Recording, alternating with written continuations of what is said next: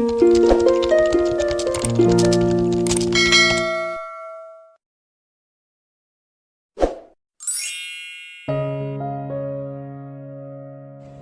mga langga, and hello din po sa lahat ng ating viewers, listeners, and subscribers, pati na rin sa ating mga haters.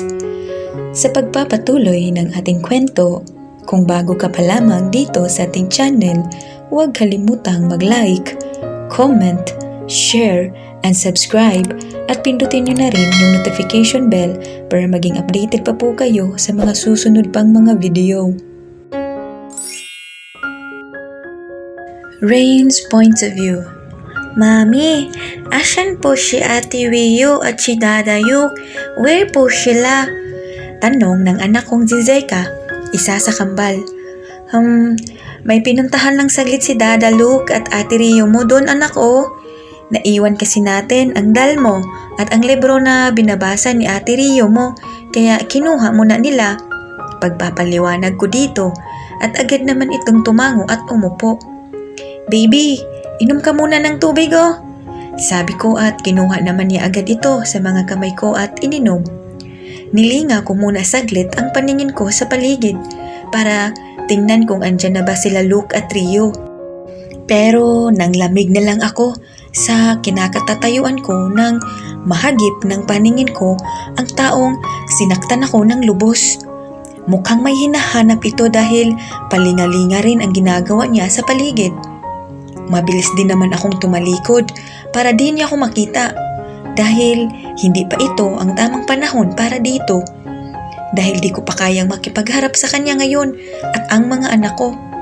Sa pagsabay ng pagkatalikod ko ay nahagip naman ng paningin ko si Luke na pawis sa kanyang noo at hingal na hingal itong humarap sa akin. Rain, si Rio nawawala. Sabi nito nang makarecover siya sa pagod na pagtakbo. Ano? Di ko na napigilan ang sarili kong sumigaw. Shit! Nagpanik na ako. Di ko na alam ang gagawin. Nawawala ang isang anak ko. Paano ko yun mahahanap?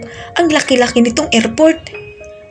I'm sorry, Rain, kasi akala ko, sabi ko sa kanya, huwag siyang pupunta sa ibang direksyon, Rain eh. Pero pagbalik ko, wala na siya sa kinakatatayuan niya. Rain, I'm sorry. Shh, tama na. Tumahimik ka na lang dyan at tara na rin sa opisina nitong airport. Pakitignan natin sa CCTV. Baka nakita na si Rio. Sabi ko na lang at dali kaming umalis sa kinatatayuan namin. Di nga ako nagkamali dahil pagdating namin sa opisina ni Luke ay andun si Rio nakaupo at umiiyak. Mabilis ko itong niyakap at inalo. Sa pag-iyak, salamat na lang sa Diyos at ligtas siya. Parang mababaliw na talaga ako sa sarili ko nung sabihin ni Luke kanina na nawawala ang anak ko. Pati nga mga gamit namin na naiwan sa pwesto naming dalawa ni Zeka kanina dahil sa pagmamadaling hanapin si Rio. Sandali! Wah! Naiwan si Luke! Si Zeka! Naiwan natin sa labas! Shit! Zeka! Samantala, on Zach points of view. Kanina pa ako dito sa airport nag-aabang sa pinsan ko. Pauwi ngayon galing Seoul. Palingalinga muli ako pero di ko siya talaga makita. Hanggang sa tumunog yung cellphone ko. Sinyalis na may dumating na message galing kung kanino man. Mabilis ko itong tinignan at napatigil sa paglalakad. Nakita ko ang text na galing sa pinsan ko. Pinsan ko na dapat kong sunduin sana. Nag-text ito na umuwi na lang daw ako dahil naunahan na akong sunduin ng boyfriend niya daw. Ang babae nga talaga na yun oh. Ang kulit-kulit, pinapunta-punta ako dito tapos wala naman pala. Palabas na akong exit nang may mahagip akong batang babae na umiiyak sa gilid. Tila nawawala ito sa kanyang mga magulang. Mami! Bulol-bulol nitong sabi habang nakayuko ito at nasa tuhod ang kamay habang nakapatong naman ang kanyang ulo doon. Nilapitan ko ito at hinawakan. Uy bata, asan magulang mo? Nahiwalay ka ba sa kanila? Tanong ko dito at tiningala naman ako nito. Ang cute namang batang to. Napangiti na lang ako nang makita ko ang buong mukha niya. Kay gandang bata naman ito.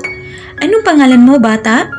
Tanong ko rito habang tinatapik ang balikat niya para huminahon na ito sa pag-iyak. Di ako kinibo at pinatitigan lang ako sa mga mata ko na parang minemorya kung saan niya ako nakita. Uy bata, anong pangalan mo? Para matulungan kitang hanapin ang mga magulang mo. Baka nag-aalala na yun sila sa'yo. Tanong ko ulit at sa pagkakataong ito ay bumuka na rin ang bibig niya para magsalita. Mommy said, don't talk to strangers. Saad ulit nitong bulol-bulol. Natawa na lang talaga ako sa kanya. Kahit bulol-bulol magsalita, ang cute-cute niya pa rin. Di naman ako ganyan bata eh. Mabait kaya to, kaya sige na sabihin mo ng pangalan mo para madala na agad kita sa opisina nitong airport. Promise, tutulungan kita. I'm Zach pala. Sabi ko rito at inilahad ang kamay ko sa kanya. Inabot niya ito at ngumiti sa akin. Ngiting sobrang familiar. Di ko na yun inintindi pa nang sabihin niya rin ang pangalan niya sa akin. And my name is Jekachu. Sagot niya na lang at nagpakapit na rin sa kamay ko. Sabi niya, and my name is Zeka too. You promise po you help me to find mommy? Sabi niya, you promise po you help me to find my mommy? Sinagot ko naman siya ng yeah, promise little girl. Kaya tara na, pumunta na tayong opisina nitong airport para makabalik ka na sa mami mo, okay? Sabi ko sa bata bago kami tuluyang pumunta sa opisina. Pagdating namin sa opisina, Sir, pwede niyo ho ba akong matulungan? Kasi itong batang to nakita ko sa labas mukhang nahiwalay ata sa kanyang mga magulang. Saad ko kaagad nang makapasok kami sa loob ng opisinang ito at kinausap ang head nito. O sige, alam mo ba kung anong pangalan ng batang yan?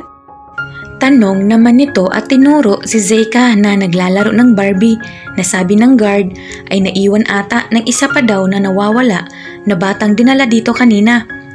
Zeka ho, sagot ko naman. Zeka? Tama ba kung narinig sa iyo, iho? Pabalik naman itong tanong sa akin ng manager. Paulit-ulit? Bingi ba ito? Di na ako nakipagtalo at sinagot na lang siya ng oo. Ay, aba, maraming salamat dahil ikaw ang nakahanap sa batang iyan. Kasi kanina, grabe ang iyak ng kanyang ina sa paghahanap sa kanya. At abay, sandali na muna at tatawagan ko lang ang ina ng batang iyan. Mabuti na lang at nag-iwan siya rito ng number pag alis nila para paghanapin ulit ang batang yan sa labas. Sagot nito at dinukot ang telepono at tinawagan ang number ng ina ng batang ito. Kaya umalis sandali ako at pinuntahan si Zeka sa sofa nila na naglalaro pa rin. Hey little girl, okay na, tinawagan na ang mami mo, hintayin na lang natin siya dito, okay? Saad ko dito nang makaupo ako sa tabi niya, nginitian lang ako nito na sobrang familiar talaga sa akin. At sobra ring gaan ang pakiramdam ko sa batang ito pag hinawakan ko siya sa mga kamay. Tiningnan ko itong mabuti. Siguro maganda rin ang nanay nito. Sobrang cute kasi ng batang to. Kaya di ko na mapigilan ang sarili kong hindi pisilin ang magkabilang pisngi niya. Hehehe, nakakagigil kasi. Sir? Sir, asan ho ang anak ko?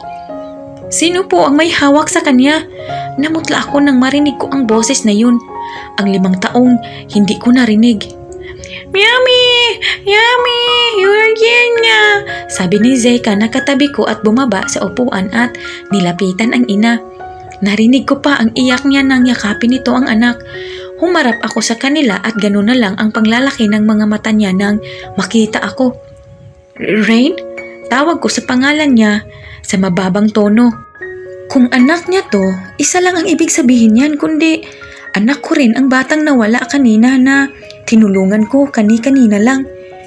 Finally, Rain points of view. Shit, fucking hell, this, not this day. Napamura na lang ako sa aking isipan at natulos sa kinatatayuan ko habang hawak ko si Zeka nang makita ko ang taong hindi ko inaasahan na makakaharap ko mismo sa harapan ko. At ang mas malala, siya pang nakakakita sa anak ko, sa anak namin. Rain? Sabi nito sa mababang tono na parang ako lang ang makakarinig. Nanginginig ang mga kamay ko at feeling ko anumang oras ay mahihimatay na ako dito sa kinakatatayuan ko. Ma'am, siya ho ang nakahanap sa anak niyong nawawala.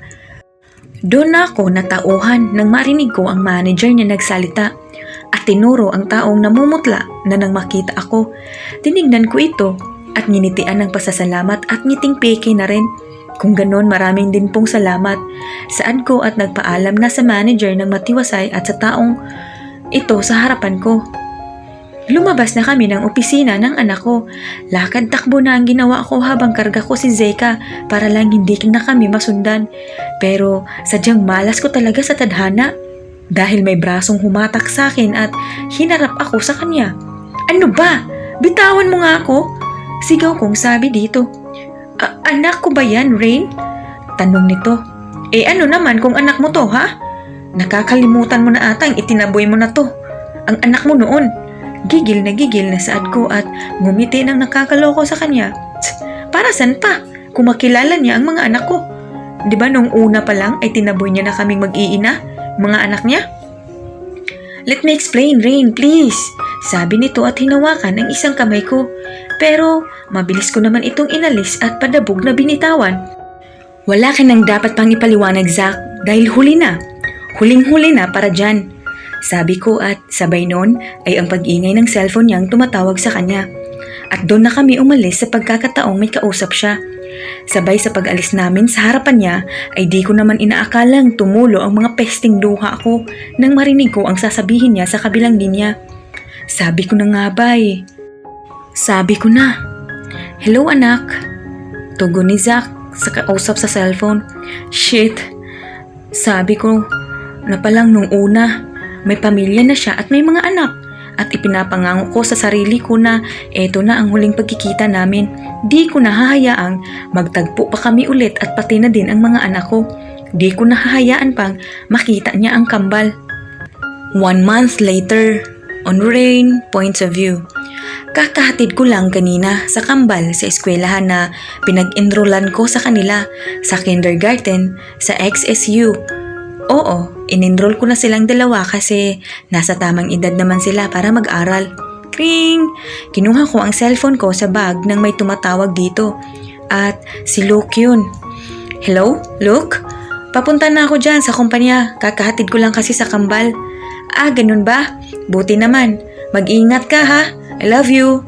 Pakibilisan na rin dahil ikaw na lang ang hinihintay at ang isang ka-business partner ko rito sa conference room. Okay, got it. Sagot ko bago tuluyang binaba ang cellphone.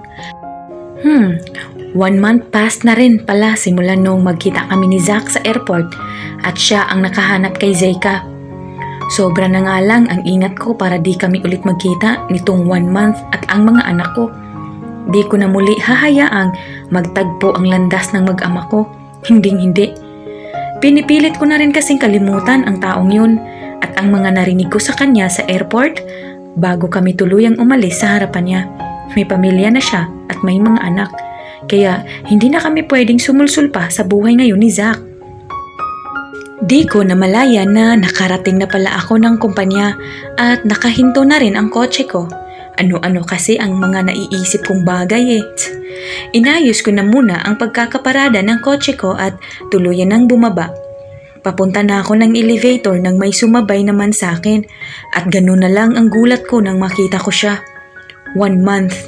1 month ko siyang iniiwasang taguan at ito ngayon. Nagkita naman kami at makakasabay ko siya sa iisang elevator lang. Fucking hell this. We've met again. Saad nito nang makapasok kami ng elevator.